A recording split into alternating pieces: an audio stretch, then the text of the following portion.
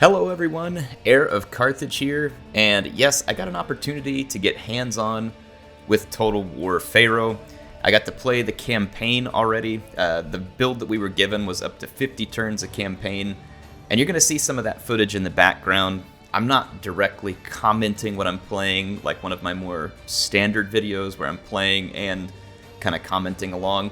This one I decided that I would have the footage in the background, and it's not going to include everything I did, but this video is more just about an opportunity for me to give you all some thoughts on, what did I get to experience, what does it feel like, and impressions. Obviously, this is not a way for me to give a review or tell you whether or not you should buy the game, but this is to help feed you information and let you see for yourself what the Pharaoh campaign might bring for us. So, let me just start things off in the video.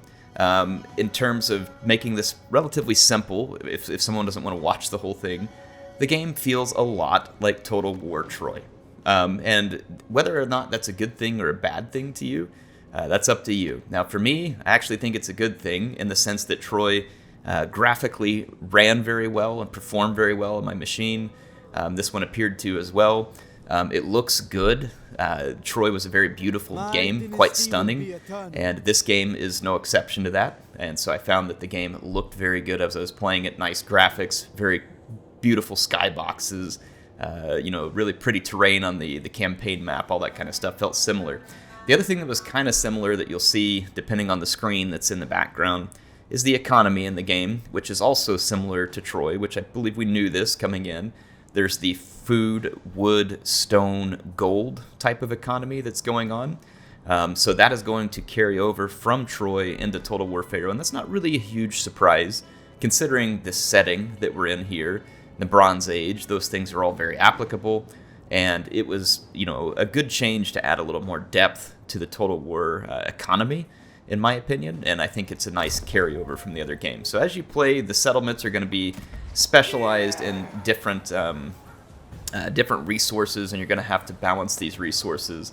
You still have the ability to trade with other factions in terms of these resources, to barter and to work with it. And of course, gold is still one of your very limited resources that gets used for very special stuff. So again, a lot of this carries over. Oh, I forgot bronze too. So it's wood, stone, food, bronze, and gold. Not in that order, of course, but those are the ones that you've got to balance coming in. Another thing that was kind of different was this outpost thing that you can actually see me messing with here in the background. I'm not 100% certain of all the intent behind Outpost. I haven't had a chance to sit down and read all the stuff from CA or to interview one of the devs and ask them more about it, but to me it kind of feels in a way like the little miner settlements that you had in Empire. You can add them in. It adds a little bit of extra building availability. They provide bonuses to, say, like economics or to garrisons, or they can provide benefits to your lord in terms of replenishment. They basically, the buildings, they provide all kinds of smaller benefits. It can be to improve your resources, improve happiness. Like, there's a whole bunch of different benefits. Another thing that we're going to see in this game that you can actually see over on the left right now is workforce. And this is basically like how many workers do you have available. And when you go to build buildings, you can't just build limitlessly. You have to have workforce available to work on them. So again, I think another bit of trying to add depth to the campaign map. Because when we look at campaign in Total War Warhammer 3, or any of the Warhammer games, it's really quite simple in many ways. Now, each faction does have a different feel to it in those games. They might require you to play a different way. Their buildings might be slightly different, but all of them is relatively simple. There's not a ton of building slots. There's not a whole lot of things to manage. There's kind of like a main currency and sometimes like a faction currency you use for special things in Warhammer. So it's deeper here when you play this game, which I think will probably appeal to the crowd who likes historical Total War. I think that they tend to like a little bit of deeper mechanics in the campaign map. These games, most of the players playing the historical Total War games spend most of their time in campaign, and so I think CA is trying to deliver a more complex experience in terms of campaign management, something that's not just super simplistic and more focused on the battles. Now, that said, I like the super simplistic campaign feel It's easy to follow, it's easy to manage, and really it just keeps me spending most of my time in the battles in Total War Warhammer. Again, I like that. I think it's appropriate for the Warhammer series, but I do think that this type of feel is probably more appropriate for a historical series. So far I think it's good to see that they are trying to do that. Now, another thing that I want to address in historical series versus, say, like Warhammer, and of course the two are different. I don't have the exact same expectations from CA when it comes to a fantasy series versus historical. So when it comes to historical, I think one of the challenges for me after having played the Warhammer Fantasy series in Total War is how are they going to address the replayability and the faction diversity? And I'm not going to be able to get into that fully today because I'm not going to be able to show you footage from other factions, other stuff. I just don't have that at this time. But they are trying to make this a little more interesting and a little more replayable. There's a lot of things you have to do, and I would say in some ways it was kind of reminiscent of, say, Shogun 2, where you have to build up a certain level to be able to become the Shogun, and then when you do, you have to be able to maintain that. It's different, though, in this game. So, like, in order to be the Pharaoh, you're going to have to build up, what do they call it?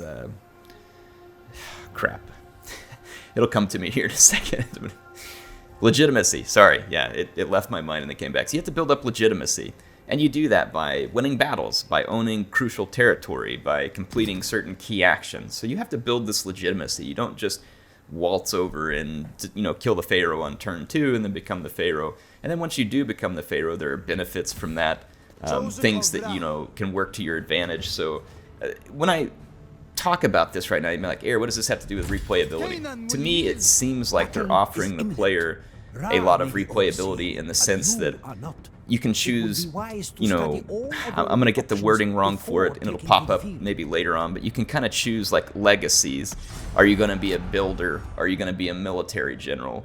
Those things are permanent choices you make. You can change the gods that you're worshiping, and that has different bonuses. You can try different skill points as you level up your leader. There's going to be different bodyguard types. The factions are going to play quite a bit differently in terms of, are their units fast? Are their units slow? Are their units heavily armored? Are they lightly armored? What's their specialties? How do they play? I feel like that they are attempting to add as much diversity to the campaign as can be done. And there's going to be a lot of campaign customization options as well, which I think is good. Again, this is a lesson that we have started to see unfolding in Warhammer 3 that's going to continue to carry over. So I think all of those are positives in terms of creating a product that helps to offer the same replayability, because for me that was always a big issue as far as a divide when it comes to the Warhammer Fantasy titles versus these historical titles. So let's talk battle a little bit. I've got a battle going on in the background. As I played it, again, the battles felt very similar to Total War Troy. However, there are differences, and I know, again, this may scare some of you because I don't know why Troy wasn't particularly well received. In my opinion, I think it was a mistake to launch it as kind of the reality behind the myth. I think it should have just been all about the myth. I think Troy would have been better off. Now, some of you may disagree with me in that regard, but Troy, by the end of its life cycle, was very fun. I enjoyed it a lot, and the main reason why I just didn't show much of it on my channel is because there just wasn't much excitement around it, and the people on the channel just didn't really want to see it. Like, it wasn't of much interest, which was unfortunate. Again, the game performed very well, it looked beautiful, the battles were fun, the multiplayer was very interesting in it as well. By the time they finally added multiplayer to it, it was really good. Now, one of the things you're going to notice as you go to play battles in this game, you're not going to have a lot of heavy cavalry. Obviously, unlike the fantasy games, there is no magic. There's not giant monsters and stuff like that, right? Your bodyguard unit is mortal. They're not a single entity that slaps, half of an enemy army with the right stuff. So it is going to play differently in that respect. One of the things that Total War Pharaoh does that I've seen in the battle to differentiate things is there's a lot of small abilities, things like devastating flankers, a unit having really high speed. Certain units are good against units with shields. Others are good at getting around the flank. Some have javelins that they throw before combat. Weight classes make a big difference. Very light units versus very heavy units.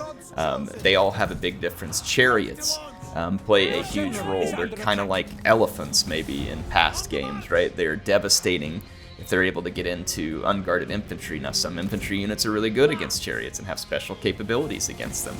There's a lot of trade-offs amongst the units, and mobility, even sometimes in the absence of cavalry, is here in the game.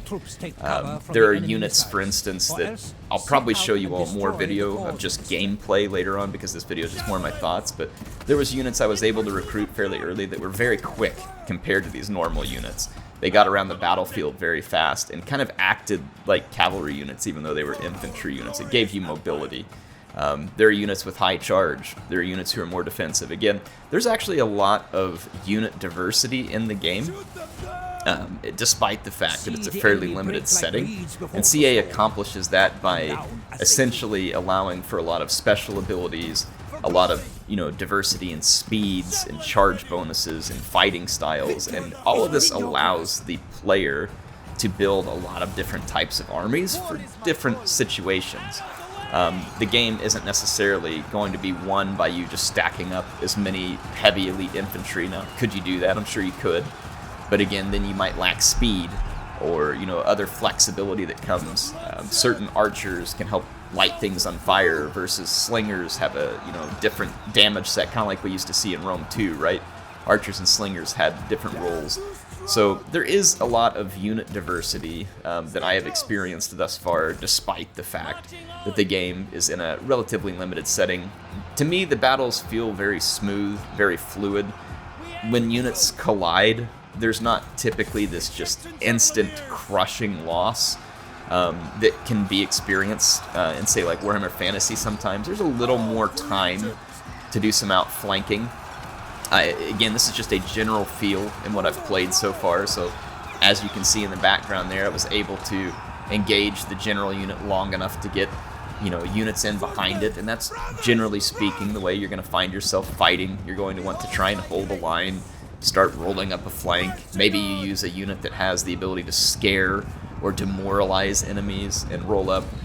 Again, you all got to see some combat footage in previous videos that I made, and again, the combat to me feels good. It feels fluid. It feels a lot like Total War Troy. So if you're wanting to see a little bit of what that combat's like, then Troy would be a great way to experience, I would say, something similar. It's obviously not exactly the same, but it is, I think, quite similar in terms of feel.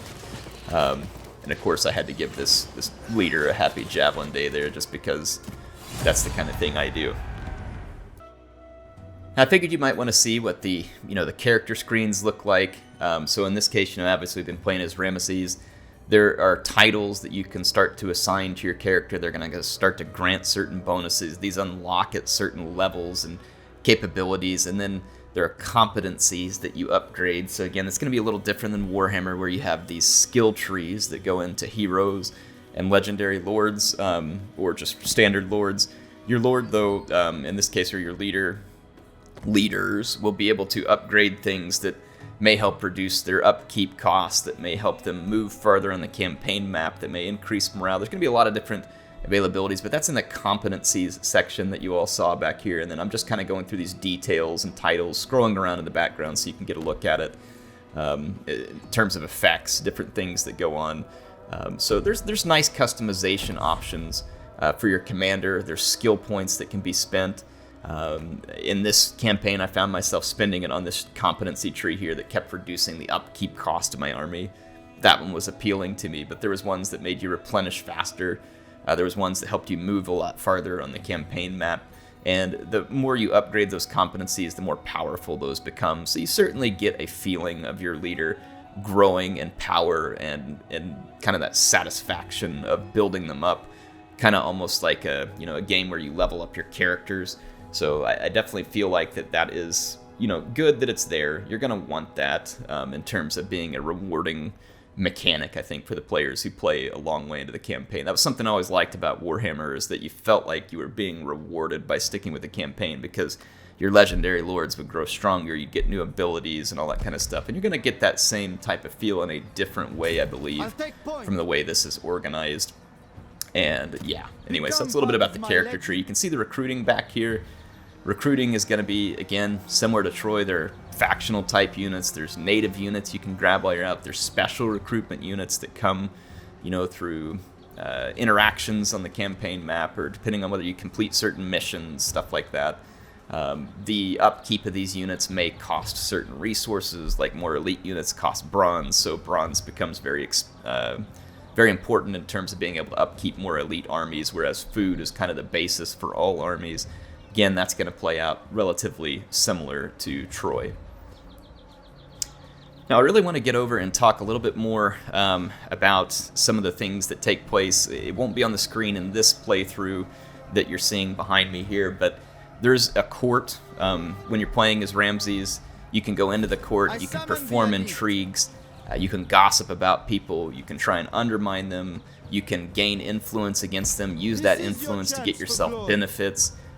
You can do some pretty extreme things like trying to get them out of their positions. You, of course, can try and jockey yourself into these court positions, which are going to provide certain benefits for you. And, of course, the Pharaoh is up at the top of that. So it gives the people who like the idea of doing that political intrigue, I have to say it's, to me, not the most appealing thing. It never has been in Total War. But if you're one of those people who really likes that feel, because maybe you play a lot of Paradox games or it's just something you feel like belongs in the game, it's there. And you'll have that opportunity. And if you come back on my channel, I'm going to show some more gameplay of this. You might get to see that in action. I don't actually, go for it here. There are a certain number of actions granted to you. There's like a cycle. I forget the name of the event that happens at the end of each cycle, but it's kind of like a year, I'm guessing, like a festival. I don't remember what it is. It's something I'm not very familiar with and couldn't pronounce. I don't have it in a note, so I can't remember it. But there's like a cycle. When you get to the end of so many turns, it resets the actions that you can be using at the court as far as your political intrigue. And like I said, there's legacies that you get to pick with your leader. Am I going to be a builder? Am I going to be a great general? Am I going to go for like a religious, cultural thing? There's different paths that you can take in terms of defining your character and your legacy and how you want to make your mark. All of that is intended to give the players some replayability and different options in the style that they want to play. And that's good. As much of that as possible needs to be mixed in to gameplay in these, semi-historical games, in my opinion. I think it's very much needed. So for the end here, I'm going to shut up, let you all watch the battle, hear it for yourselves, kind of see what the game feels like. Otherwise, I'm curious to hear your thoughts and impressions from what you've seen so far, because again, that's what this is for me. It's not a review, it's not a suggestion or anything else like that. It is early thoughts and impressions once I've gotten my hands on some gameplay. So enjoy the rest of this, and leave your thoughts in the comments. HeirofCarthage, signing out. Marksmen, let's fly! Infantry moving! Swordsmen! Shoot them down! All for Egypt! For my legacy! In pursuit of glory! War is my calling! Bows! Release! Javelin ready! Onwards! Arrows away! Aim for the heart! The gods chosen!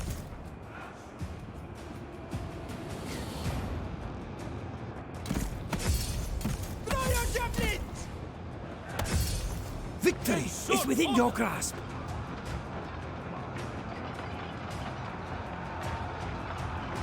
Climb, damn you! Javelins away! Onwards! Behold my greatness! Victory will be my Swordsman! legacy! Infantry moving! On the march! Movement, fire! Ready to launch!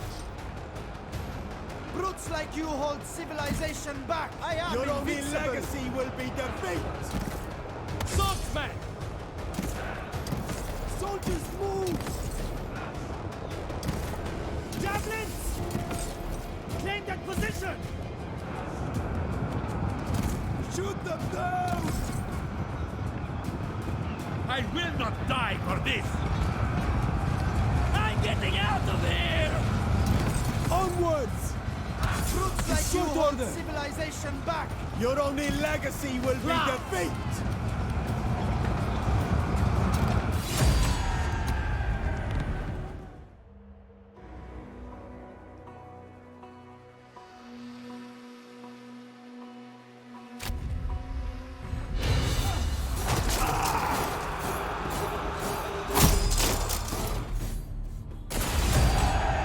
was fated to win.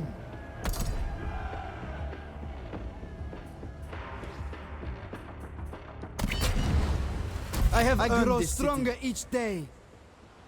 My ambition is rewarded.